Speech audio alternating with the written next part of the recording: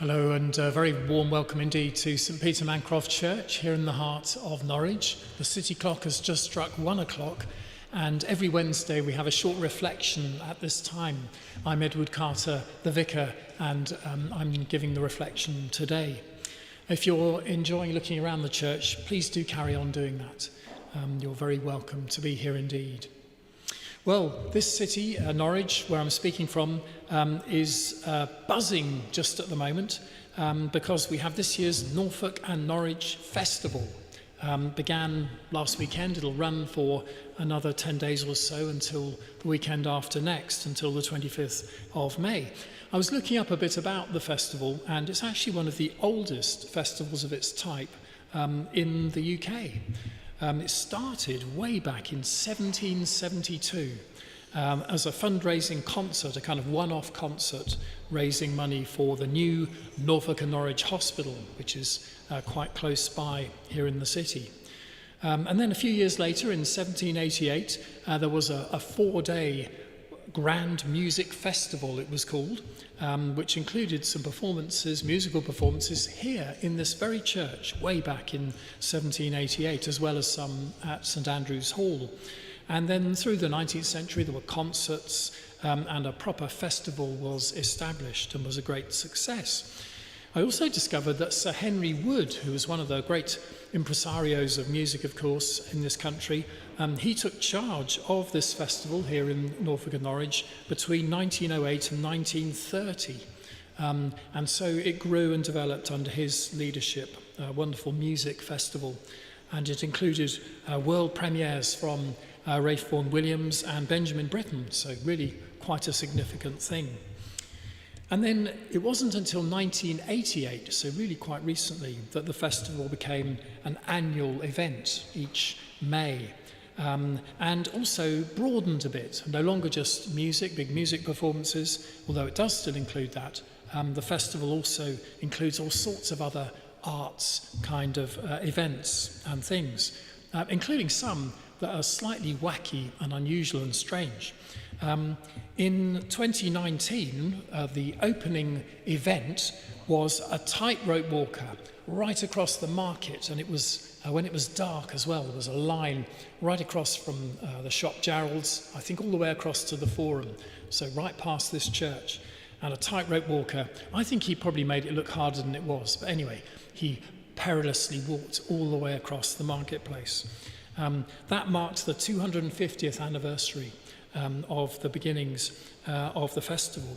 Or rather, actually, that was a couple of years on when we had some concrete dominoes right through the city. And they were big white blocks. You wouldn't play dominoes with them in the normal way, but there were 7,500 of them, and they were arranged right through the city. And then someone pushed the first one, and they all went dug, dug, dug, dug, dug, which is what dominoes do, including right down the middle of this church, right down the aisle where I'm standing here, and then popped out on the Forum on Millennium Plain and finished there. So that was quite a big and imaginative opening ceremony. And this year, I've got the programme here for the festival. Again, a whole range of very varied performances and activities, not just here in Norwich, but actually all round the county of Norfolk as well.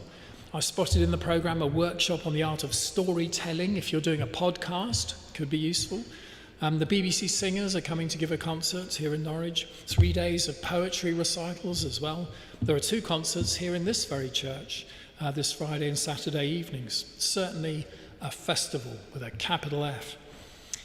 And all of this set me thinking, because it's a wonderful time of year, very joyous couple of weeks, but it set me thinking about that word festival, what that really means. It's an ancient word, in fact, Latin festus, meaning be joyful, be merry. And it's linked to the words fete, you know, like a summer fete, or fiesta, has a bit more of a Mediterranean feel to it.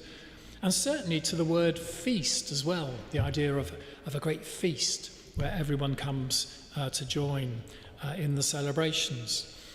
And of course, that means it's very strongly linked and connected to the church's year, the Christian year, we might say, where there are feast days. That's what they're called. Christmas is a feast day. Easter, Whitsun, Saints' Days, the big Saints' Days. And churches always speak of their own patronal festival, which is the day when the saint of that church is particularly remembered in the year. So we're St. Peter's Church here, and St. Peter's Day is the 29th of June each year. That's our patronal festival, so a festival day for us as a church. And these festival days, these feast days, they give shape to the year. I think if you go back 100 years, 200 years, maybe more, then the Christian feast days really did shape the whole year. Often things were linked to particular days. The start of the tax year was on Mary Day, the Annunciation, in March, and various other ways in which the Christian festivals gave a real shape to the year. And that's still true to some extent.